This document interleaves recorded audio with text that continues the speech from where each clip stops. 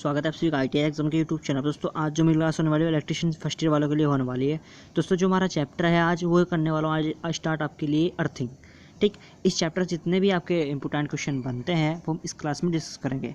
Point two point मैं आपको basic से भी कंप्लीट कराता चलूँगा। ठीक है, जैसे ही क्वेश्चन में कोई भी आपका कुछ भी अर्थिंग से रिलेटेड क्वेश्चन आएगा तो मैं पॉइंट टू पॉइंट उसको बेसिक से भी क्लियर करता चलूँगा दोस्तों। ठीक है, तो चलिए क्लास को पूरा देखिए, आपके लिए बहुत ही हेल्पफुल रहने वाली है क्लास। ठीक है दोस्तों, और क्लास को जितना हो सके अपने दोस्तों में शेयर करें और चैनल पर नए हो चैनल को सब्सक्राइब जरूर करें।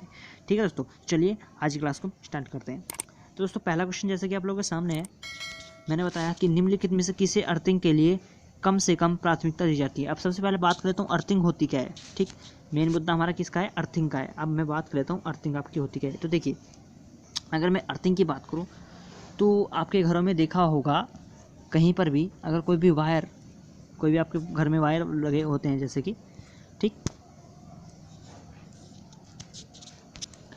अगर मैं बात करूँ आपके जो घरों में वायर वगैरह होते हैं, तार वगैरह, ठीक, तो उनमें से अगर उसमें से कहीं पर भी कट वगैरह आ जाए, ठीक, मान लीजिए वायर है और इसमें आपकी घर में जो वायरिंग हुई हुई है उसमें कट आ जाता है तो क्या हो जाता है, आपके घर में पूरा शॉर्ट सर्किट हो जाता है, यानी कि जो है करंट प्रवाहित आपके पूरे घर में हो जाता है। कहीं पर भी करंट आ जाता है, दीवार वगैरह में कहीं पर भी, मतलब करंट जो डैमेज हुआ है तार जो कट आया है उसमें, तो उसकी वजह से पूरा का पूरा घर भी करंट से फ्लो होने लगता है, पूरे घर में करंट आपका आ जाता है। तो जो अर्थ है, यही अर्थिंग का मेन काम होता है। जो अर्थिंग का वायर होता है वो क्या काम करेगा, जब आपका कहीं पर भी शॉर्ट सर्किट यानी कि किसी भी वायर में कट होएगा तो उसमें जो करंट जो बाहर जाएगा, जो अर्थ वाला तार है वो सब अपने अंदर लेकर उसे क्या कर देगा, पृथ्वी में समाहित कर देगा।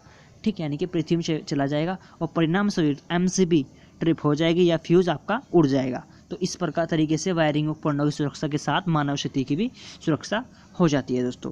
ठीक है, समझ में आ गया होगा अर्थिंग होता क्या है। चलिए, अच्छा अब बात कर लेते हैं क्वेश्चन के बारे में। क्वेश्चन देखिए कहा क्या गया है, अगर आपको बेसिक से, चलिए मैं थोड़ी सी जानकारी देना चाहूँ। जो मनुष्य शरीर पर AC अथवा DC का प्रभाव इलेक्ट्रिक शॉक के रूप में होता है।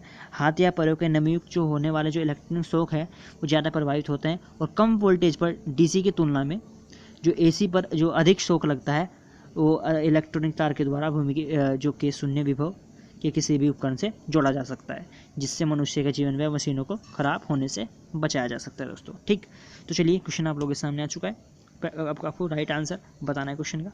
चलिए, कि निम्नलिखित में से किसे अर्थिंग के लिए कम से कम प्राथमिकता दी जाती है, कम से कम प्राथमिकता दी जाती है, ये कहा गया क्वेश्चन में। चलिए, तो वो दी जाती है दोस्तों सूखी अर्थ को। किसको, सूखी अर्थ को। यहाँ पर जो राइट आंसर होगा ऑप्शन नंबर बी के साथ जाएगा। यहाँ पर जो राइट आंसर होगा ऑप्शन नंबर बी, सूखी अर्थ। ठीक है, चलिए बढ़ते हैं अब अगले क्वेश्चन की ओर। तो अगला क्वेश्चन आप लोगों के सामने आ चुका है। देखिए, अब दिया हुआ है उपयोग किए जाने वाले लूप अर्थ तार किससे कम आकार के नहीं होने चाहिए, कितने आकार के होने चाहिए। चलिए दोस्तों, तो अगर मैं बात करूं SWG के बारे में, तो यहाँ पर जो SWG है क्या, ठीक, मैं इसके बारे में थोड़ी सी जानकारी आपको दे देता हूँ कि ये जो SWG है ये है क्या। ठीक, आपने देखा होगा, तो इसकी जो फुल फॉर्म होती है वो होती है दोस्तों स्टैंडर्ड वायर गेज। क्या होती है, स्टैंडर्ड वायर गेज इसको हम बोलते हैं। ठीक है, तो क्वेश्चन का जो राइट आंसर हो जाएगा वो होगा आपका ऑप्शन नंबर डी। अब अगला क्वेश्चन आप लोगों के सामने आ चुका है। देखिए क्या कहता है कि अर्थ वायर या ग्राउंड वायर बना होता है। जो आपका अर्थ का वायर होता है वो किस चीज़ का बना होता है, आपको बताना है। जो अर्थ का वायर होता है वो किस चीज़ का आपका बना हुआ होता है, आपको ये राइट आंसर बताना है दोस्तों। चलिए राइट आंसर बताइए किसका। तो दोस्तों वो बना होता है गैल्वेनाइज्ड का। किसका, गैल्वेनाइज्ड। ठीक है, क्या बोलते हैं इसको, गैल्वेनाइज्ड। ऑप्शन नंबर डी के साथ आपका जो है यहाँ पर राइट आंसर हो जाएगा। ठीक, चलिए जो आपका होता है उसमें जो हमारा GI, ठीक है, जिसको हम बोलते हैं GI, यानी कि जिसका फुल फॉर्म होता है गैल्वेनाइज्ड आयरन होता है। इस पर जंग नहीं लगता और लोहे के ऊपर गैल्वेनाइज करके जस्ते ही हम परत चढ़ा देते हैं, जिससे क्या होता है उस पर जंग नहीं लगता। तो यहाँ पर जो राइट आंसर होगा ऑप्शन नंबर डी के साथ जाएगा, गैल्वेनाइज्ड।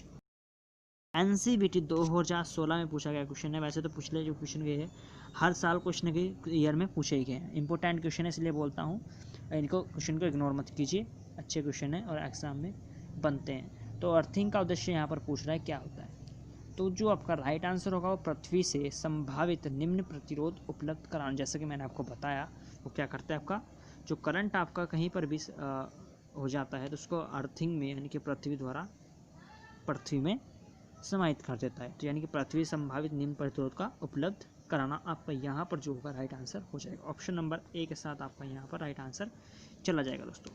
ठीक, चलिए अब बढ़ते हैं अगले क्वेश्चन की ओर कि ISI के अनुसार पाइप अर्थिंग के लिए गैल्वेनाइज युक्त लोहे के पाइप का आंतरिक व्यास का न्यूनतम आकार कितना होता है। चलिए आपको बताना है इसका आकार कितना होता है, न्यूनतम आकार गैल्वेनाइज, जैसे मैंने बताया लोहे की परत चढ़ाई जाती है। तो पाइप पूछ रहा है कि लोहे के पाइप, क्या पूछ रहा है कि लोहे के पाइप का जो आंतरिक व्यास होता है उसकी जो लंबाई होती है, जो इसका आकार होता है वो कितना होता है। चलिए आपको बताना है कितने मिलीमीटर का होता है। चलिए दोस्तों बताइए। तो दोस्तों बात कर रहा है यहाँ पर गैल्वेनाइजेशन की, गैल्वेनाइज की। तो दोस्तों मैंने जैसे बताया आपका GI यानी किसकी बात कर रहा है, GI की। ठीक है, गैल्वेनाइज्ड आयरन बोलते हैं इसको। तो ये पाइप गैल्वेनाइज्ड आयरन के बने होते हैं। ठीक है, और इसमें जो 38 मिलीमीटर होता है यानी कि 38 मिलीमीटर होता है उसका व्यास, यानी कि 2.5 मीटर लंबा गैल्वेनाइज्ड और आयरन पाइप काम में लिया जाता है, जिसमें प्रति 75 मिलीमीटर, ठीक, मिलीमीटर पर सब परस्पर समकोण पर 12 मिलीमीटर व्यास के जो होते हैं इसमें छिद्र पाए जाते हैं। ठीक, कितने के, 12 मिलीमीटर। ठीक है, 12 मिलीमीटर के इसमें छिद्र पाए जाते हैं। ठीक, तो कितने पर जो इसका होता है, इसमें व्यास कितने का होता है, 38 मिलीमीटर का। और क्वेश्चन में ये भी दे देता है मिलीमीटर को छोड़ के कितना दे देगा, कितना, 2.5 मीटर लंबा होता है।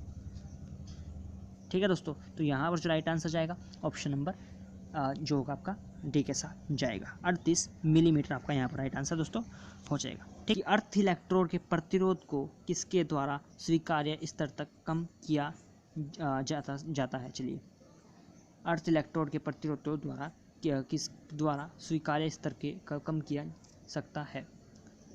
तो ऑप्शन ए है आपका अर्थ इलेक्ट्रोड का आकार बढ़ाकर, बी है अर्थ इलेक्ट्रोड का आकार घटाकर, सी है आपका अर्थ इलेक्ट्रोड के लिए गार्ड प्रदान कर, या डी है आपका अनेक अर्थ इलेक्ट्रोड को समांतर क्रम में। यहाँ पर जो इसको हम स्वीकार्य स्तर तक बात की हुई है तो समांतर क्रम में हम इसको जोड़ेंगे, किसमें, समांतर क्रम में इसको हम जोड़ेंगे, यानी कि ऑप्शन नंबर डी। इससे क्या होगा, जो अर्थ इलेक्ट्रोड को समांतर क्रम में संयोजित करने से अर्थ प्रतिरोध का मान क्या होता है, कम हो जाता है। किसका, अर्थ जो होता है आपका अर्थ प्रतिरोध होता है तो उसका मान कैसा हो जाता है, कम हो जाता है। जैसे यदि एक अर्थिंग सिस्टम का प्रतिरोध 4 ओम है, ठीक है, मान लीजिए एक अर्थिंग सिस्टम का प्रतिरोध कितना है मेरे पास, 4 ओम है। तब इसी प्रकार के दो सिस्टम को समांतर क्रम में अगर हम जोड़ेंगे तो उसमें कितना प्रतिरोध, उसमें क्या होगा, उसका जो प्रतिरोध है वो क्या हो जाएगा, कम हो जाएगा। अब देखिए कैसे कम होगा। मान लीजिए मैंने बताया आपको जो अर्थिंग सिस्टम का प्रतिरोध कितना दे रखा है, मुझे 4 ओम दे रखा है। अगर इसको मैं समांतर क्रम में संयोजित करूँ, अगर इसको मैं समांतर क्रम में संयोजित करूँ तो कैसे होगा दोस्तों, वो होगा, मैंने से आपको पढ़ाया है 1/R बराबर 1/R1 प्लस 1/R2। यहाँ पर कितने प्रतिरोध की, 2 प्रतिरोध की बात हो रही है ना, 2 की। तो इसमें क्या होगा, R1 की जगह 4 और R2 की जगह भी 4 रख देंगे। ठीक, अब कैसे हो जाएगा, 1/4 प्लस 1/4। जब एलसीएम लेंगे तो कितना आएगा, 2/4 और ये 2 से 2 बार में कट जाएगा, यानी कि मेरे पास 1/R की वैल्यू कितनी आ जाएगी मेरे पास यहाँ पर, 1/2। और अगर मैं R की बात करूँ, जब इसको उल्टा कर दूँगा तो R मेरे पास कितना जाएगा, 2 आ जाएगा। ठीक है दोस्तों, कितना आ जाएगा मेरे पास, R 2 आ जाएंगे। तो वैसे भी इसकी वैल्यू कैसी हो चुकी है, कम हो चुकी है। पहले 4 थी तब कितनी हो चुकी है, 2 हो चुकी है। तो R का मान कितना आ गया आपके पास, यहाँ पर 2 आ चुका। तो यही बात हो रही है, जब हम समांतर क्रम में जोड़ेंगे तो उसका जो वैल्यू कैसे हो जाएगी, कम हो जाएगी। तो यहाँ पर जो आपका इसमें बात हुई है, राइट आंसर किसका होगा, ऑप्शन नंबर डी के साथ अर्थ इलेक्ट्रोड को समांतर क्रम में जोड़ेंगे। ठीक है, तो दोस्तों क्वेश्चन आप लोगों के सामने आ चुका है कि प्लेट अर्थिंग में प्लेट इलेक्ट्रोड का न्यूनतम आकार कितना होता है। जबकि इलेक्ट्रोड की प्लेट होती है, ठीक, उसका जो आकार पूछ रहा है अर्थिंग के लिए।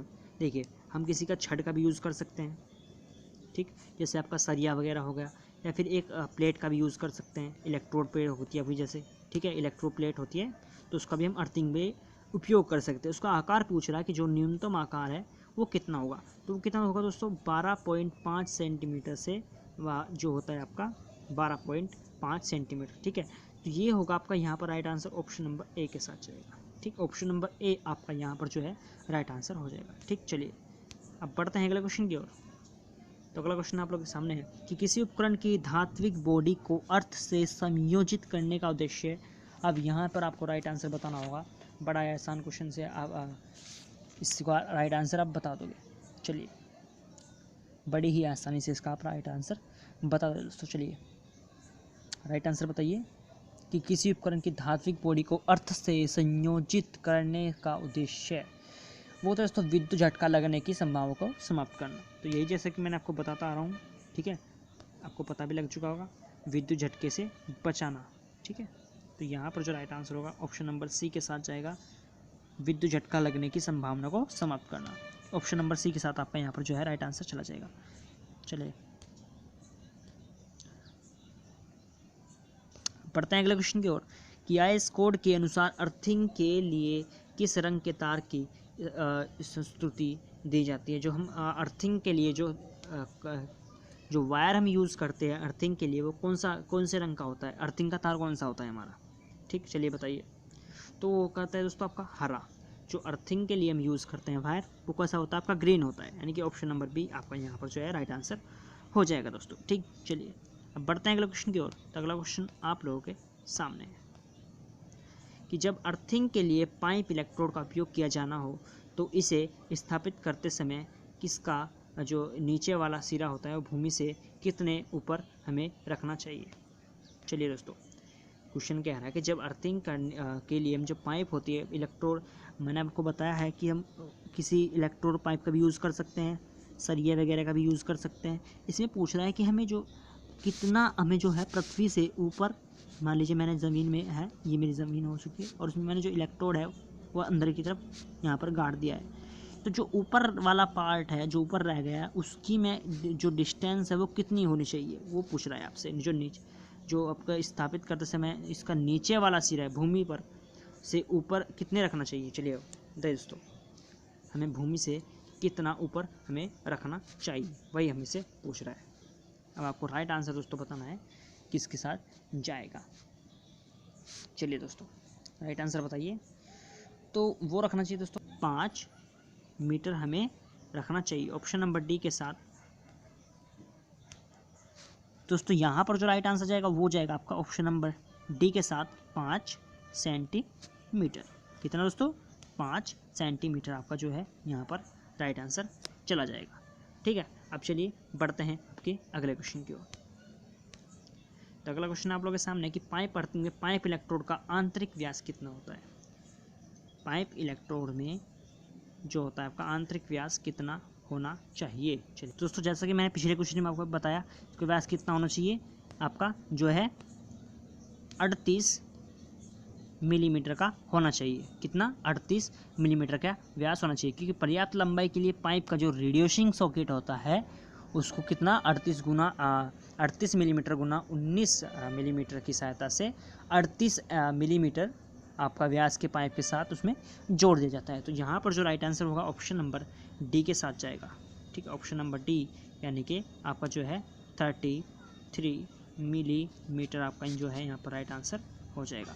चलिए अब बढ़ते हैं अगला क्वेश्चन की ओर कि अर्थ फॉल्ट लूप का इम्पीडेंस किस नेटवर्क में उच्चतम होता है। दोस्तों मैं आपको थोड़ी सी बेसिक जानकारी दे दूं इसके बारे में। जो अर्थिंग सिस्टम होता है फिर गाइडलाइन अंतर्राष्ट्रीय मानक ने जो 2 अक्षरों वाले कोड का प्रयोग करते हुए अर्थिंग व्यवस्था को 3 अवयव में बांटा है। कितने में, 3 अवयव में इसमें बांटा है। एक तो होता है आपका TN, ठीक, एक होता है आपका दोस्तों TT और एक होता है दोस्तों आपका IT। ये 3 इसमें आपको बांटा गया है। जो आपका प्रथम अक्षर होता है आपका अर्थ और पावर सप्लाई उपकरण जनरेटर जैसे या फिर ट्रांसफार्मर के मध्य कनेक्शन को दर्शाता है, प्रथम अक्षर। ठीक, और जो आपका दूसरा अक्षर होता है वो अर्थ व सप्लाई हो रही है जिसमें वो इलेक्ट्रिक डिवाइस के मध्य कनेक्शन को आपका जो है दर्शाता है। ठीक, अच्छा अब मैं बात करूँ आपके जो है टी के बारे में। ठीक है, तो यहाँ पर जो राइट आंसर पहले बताता हूँ आपका IT यहाँ पर राइट आंसर होगा। अब IT के बारे में थोड़ी जानकारी, तो आई है क्या, यहाँ पर IT है क्या, इसके बारे में आपको जानकारी दे देता हूँ। तो देखिए जो आपका T पॉइंट है इसका अर्थ होता है जो पॉइंट का अर्थ के साथ सीधा संपर्क बनाए रखना, यानी कि डायरेक्ट कनेक्शन बनाए रखना। जो लैटिन नाम होता है इसका वो टेरा होता है। क्या होता है इसका लैटिन नाम, टेरा होता है, ठीक है,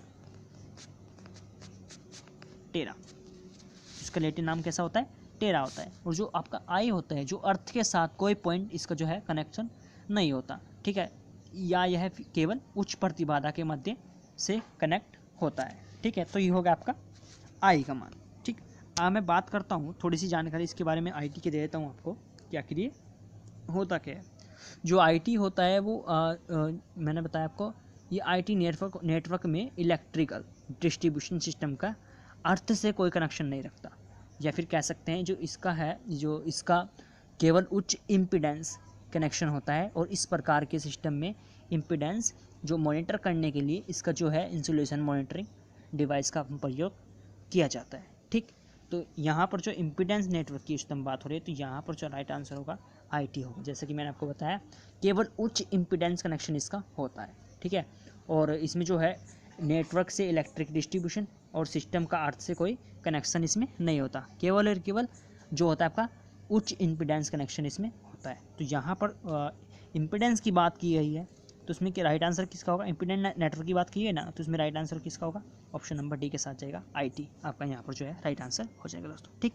चलिए, तो क्वेश्चन अगला आप लोगों के सामने आ गया। अब क्वेश्चन में कह रहा क्या है, जो पावर स्टेशन होते हैं आपके, इसमें जो पावर स्टेशन पर प्रतिरोध पूछ रहा है कितना होता है, पावर स्टेशनों पर प्रतिरोध कितना होता है दोस्तों, वो होता है 0.5 से 1 ओम तक, कितना 0.5 ओम से 1 ओम तक, ठीक।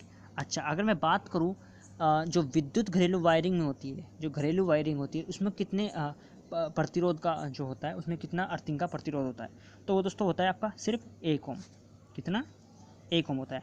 मैं घरेलू वायरिंग की बात कर रहा हूँ, जबकि घरों में होती है उसमें कितना होता है, 1 ओम होता है, ठीक है, प्रतिरोध की बात कर रहा हूँ। और जो अन्य विद्युत प्रतिष्ठान होते हैं उसमें कितना होता है दोस्तों, वो होता है 2.5 से 5 ओम तक, यानी कि जिस दे रखा है 2.5 से आपका होता है 5 ओम तक। ये कैसा होता है, विद्युत प्रतिष्ठानों में, ठीक है, विद्युत प्रतिष्ठानों में होता है।